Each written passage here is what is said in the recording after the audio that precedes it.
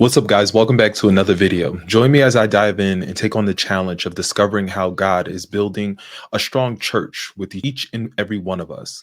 Let's explore this journey together.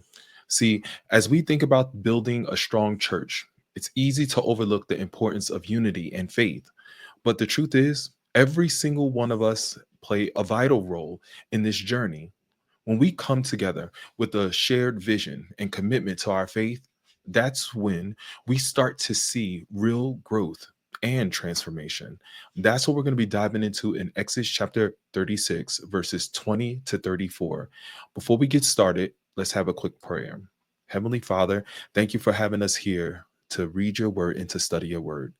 Continue to guide us along the right path, bringing honor to your name. Let no demonic spirit into this study and keep all demonic spirits away from your people. I want to thank you for letting us do your will. In Jesus' mighty name we pray. Amen. We have our Bibles open to Exodus chapter 36, verses 20, and we're going to read down to 34, and it reads, "For the framework of the tabernacle, Bezalel constructed frames of aca wood. Each frame was 15 feet high and 27 inches wide, with two pegs under each frame. All the frames were identical. He made 20 of these frames to support the curtain on the south side of the tabernacle. He also made 40 silver bases, two bases under each frame, with the pegs fitting securely into the bases.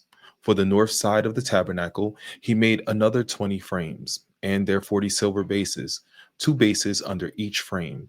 He made 6 frames for the rear, the west side of the tabernacle, along with 2 additional frames to reinforce the rear corners of the tabernacle.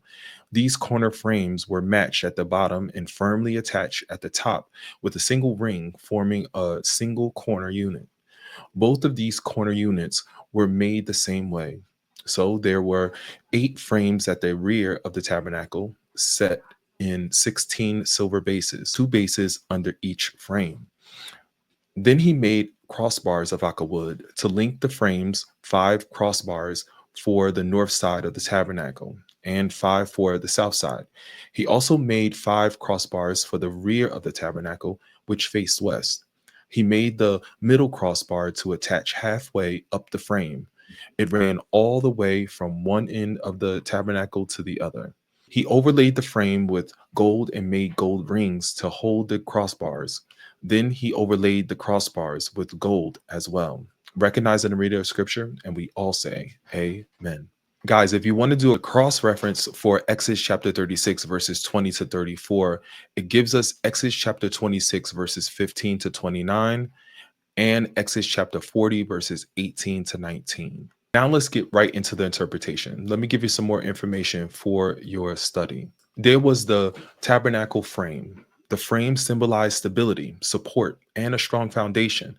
The curtains and the outer covering would have been absolutely useless without the frame, and the beautiful ornate furnishing of the tabernacle would have been at the mercy of the desert's weather. Without the frame, the tabernacle's message would have been impossible to see. The message that God is holy and righteous, but also merciful and loving.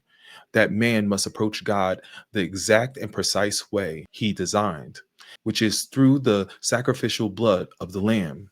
Also, that man is to live a life of separation from the world, a righteous life of prayer and fellowship with God. Without the frame, there would have been no tent, no sanctuary, no most holy place in which God could dwell. Now let's go deeper and let's look at the scriptures. The size of each frame board was 15 feet high by 2 1/4 feet wide. It was made with 2 pegs on each framing board for hooking to the base. Each framing board was to be made the same way. We see this within verses 21 and 22. Let's go deeper. Now I want you to notice the following facts about the framing of the tabernacle. The workers made a wall, a frame of 20 boards for the south side. The wall was supported by a foundation of 40 silver sockets and bases, 2 under each board. We see this within verses 23 to 24. Let's move on. Made an identical wall for the north side and then supported it in the same fashion as the south side. We see this in verse 25 to 26. That brings us to the next couple of scriptures. The workers that we see then made the west side a wall frame of 6 boards. This west wall also included a framing post of 2 boards for each corner, joined together at the bottom and joined together at the top as well, fitted into a single ring. We see this within verses 27 to 29 that you can see. But also notice for the west side, a total of 8 board frames and a foundation of 16 silver sockets were made, 2 under each board in verse 30 that we see. The builders also made a strong, durable crossbar, 5 for the south, 5 for the north, and 5 for the west wall. We see this within verses 31 to 32. There was also a center bar that was made to run from end to end in the middle of the frames in verses 33. Each one of the crossbars were covered with gold. Gold rings were made to hold the crossbar together, which we see in verses 34. This is my thoughts about it. One of the strongest message of the tabernacle is the symbolism of the frame. The frame was a foundation, the support that held and stabilized the tent or the tabernacle. This reminds us of Jesus Christ. Jesus Christ is the foundation of the believer's life, the support that holds and stabilizes the believer as he journeys to the promised land of heaven. Jesus Christ gives the believer stability. He gives the believer support.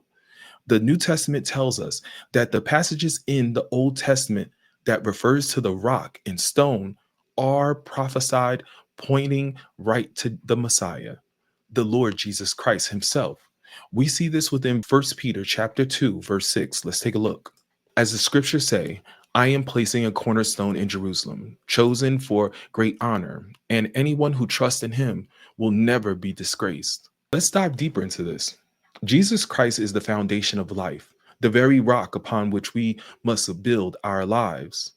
With that being said, so now we know that Jesus Christ is the rock, the cornerstone, a sure foundation for us all. Let's take a look at Isaiah chapter 28, verse 16.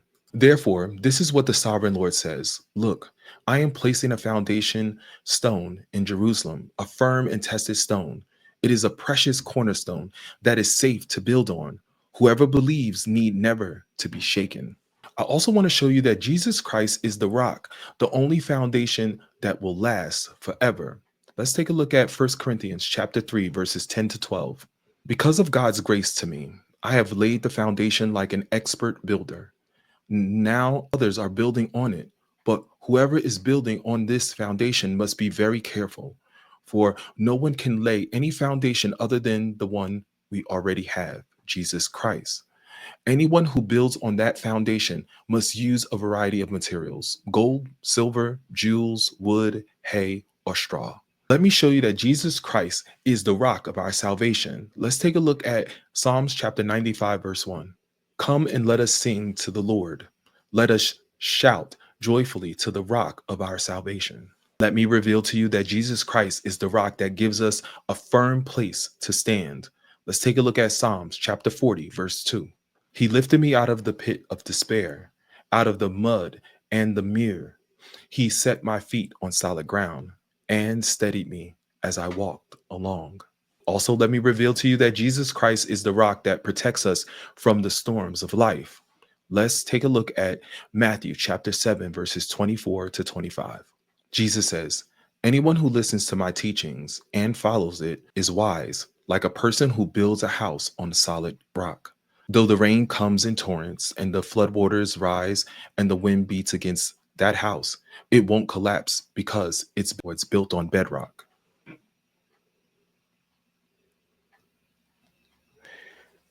Now let's see how Jesus is the rock that protects us from all our enemies. Let's take a look at 2 Samuel chapter 22, verse 2 to 3. He sang, the Lord is my rock, my fortress, and my savior. My God is my rock, in whom I find protection. He is my shield, the power that saves me, and my place of safety. He is my refuge, my savior, the one who saves me from violence. You must know that Jesus Christ is the rock who will never bring shame to us at all. Let's take a look at Romans chapter 9, verse 33. God warned them of this in the scriptures when he said, I am placing a stone in Jerusalem that makes people stumble, a rock that makes them fall. But anyone who trusts in him will never be disgraced. Guys, I want you to know that Jesus is the rock that stands firm in making us internally secure. Let's take a look at 2 Timothy chapter 2, verse 19. But God's truth stands firm like a foundation stone with this inscription: the Lord knows who are his, and all who belongs to the Lord must turn away from evil. You won't be surprised to know that Jesus Christ is the rock upon which the church is built. Let's take a look at Matthew chapter 16, verse 18. Jesus says, now I say to you that you are Peter, which means rock, and upon this rock I will build my church, and all the powers of hell will not conquer it. Amen. Let me show you that Jesus Christ is a rock like no other. Let's take a look at Deuteronomy chapter 32, verses 30 to 31.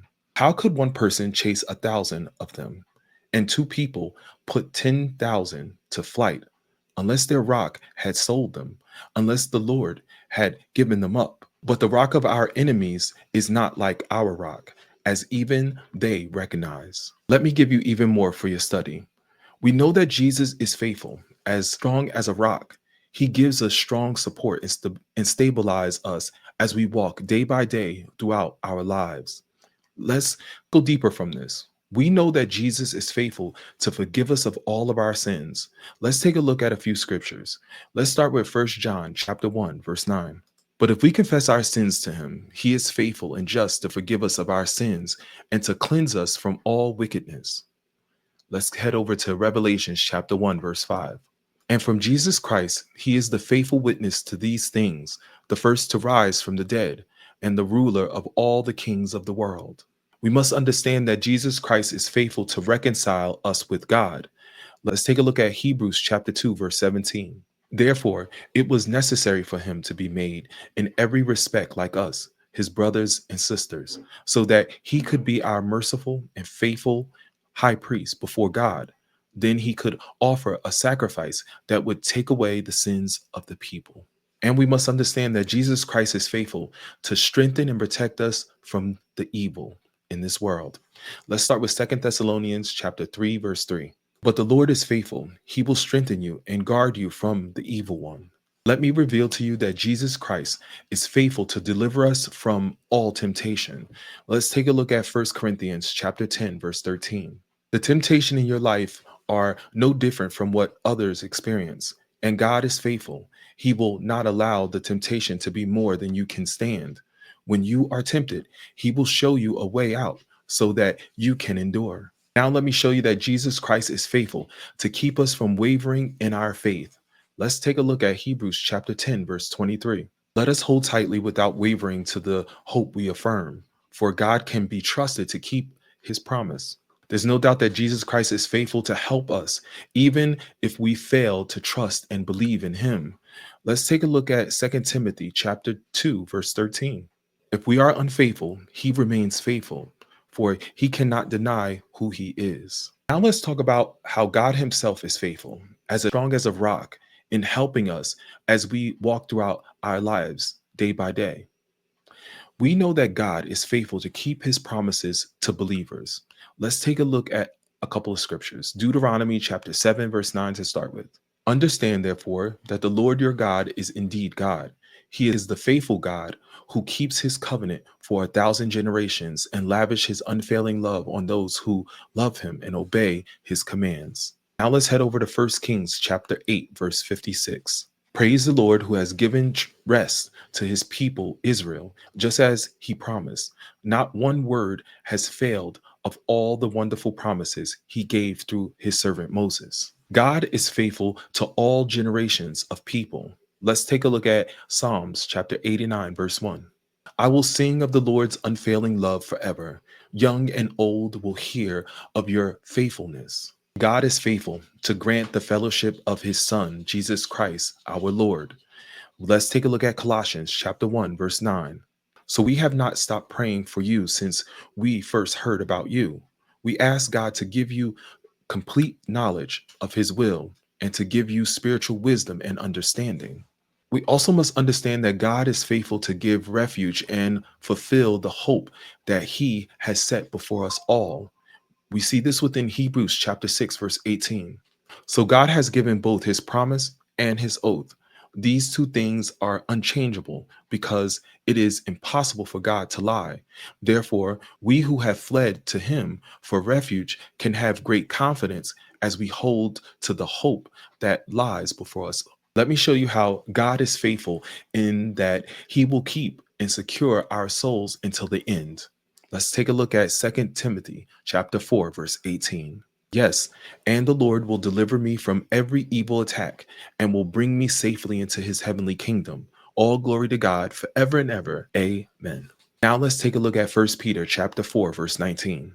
So if you are suffering in a manner that pleases God, keep on doing what is right and trust your lives to the God who created you, for he will never fail you. My final thoughts. Churches have evolved significantly over the years, and today they face unique challenges in fostering a sense of community and engagement.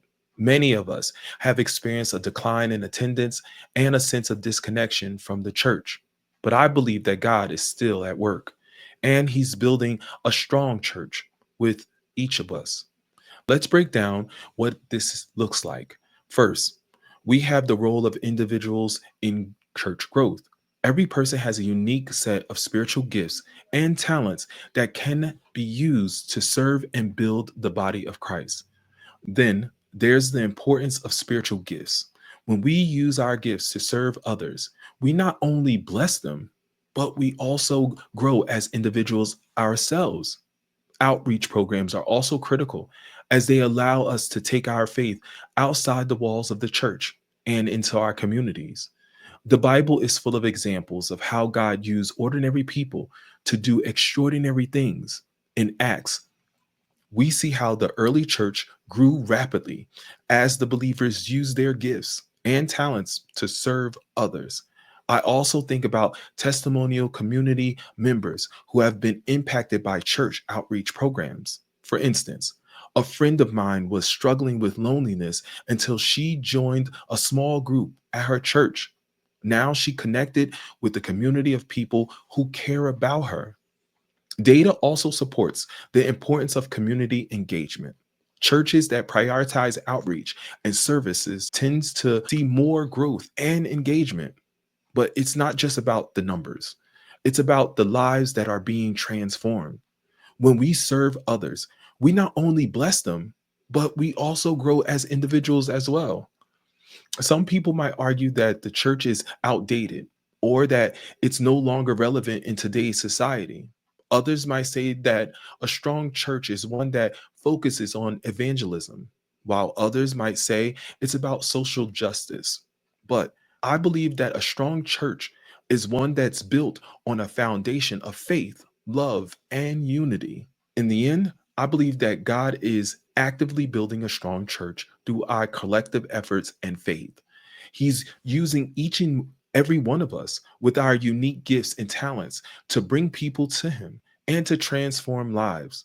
So let us continue to work together, using our gifts to serve others and trusting in God's plan. If you are part of a church community, I would love to hear about your experience. Share your stories with me in the comment section below. And if you're looking for more uplifting content, be sure to subscribe and join our community.